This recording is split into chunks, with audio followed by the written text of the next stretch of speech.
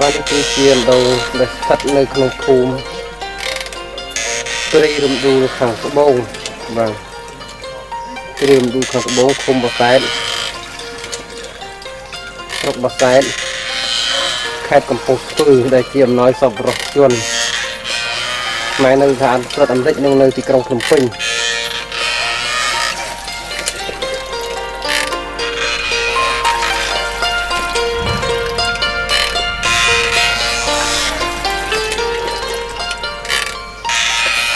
បាទ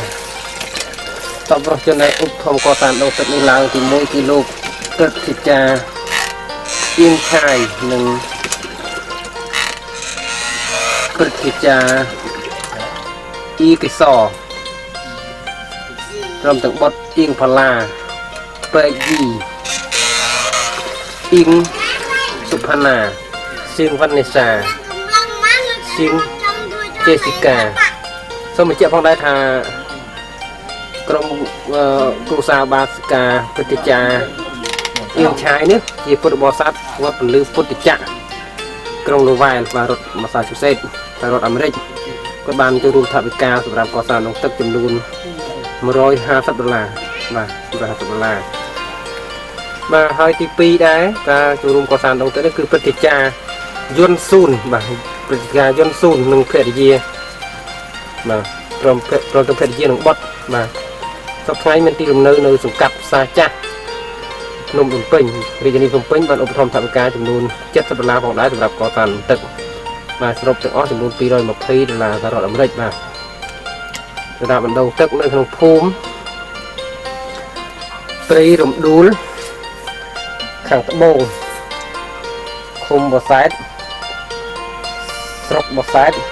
ខេត្តកំពង់ស្ពឺ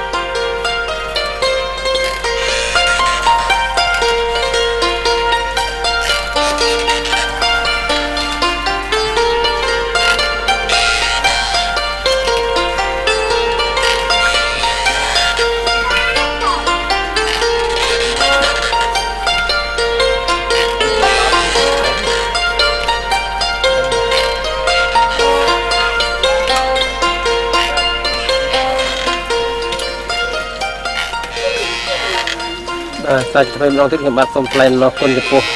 លោកព្រឹទ្ធាចារ្យអៀងឆាយព្រមលោកព្រឹទ្ធាចារ្យអ៊ីកេសព្រមទាំងបុត្រអៀងផាឡាបុត្រពេកយីបុត្រអ៊ីសុផាណា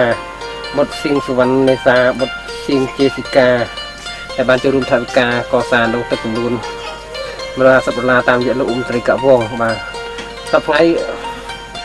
ក្រុមគ្រួសាររបស់បាទសក់អៀងឆាយរស់នៅជាពុទ្ធបរិស័ទវត្តពលឺពុទ្ធចក្រក្រុងលូវែលរដ្ឋម៉ាសាជូសេតសហរដ្ឋអាមេរិកបាទហើយទី2ចុងដែរខ្ញុំបាទសូមថ្លែងអំណរគុណចំពោះព្រឹទ្ធាចារ្យ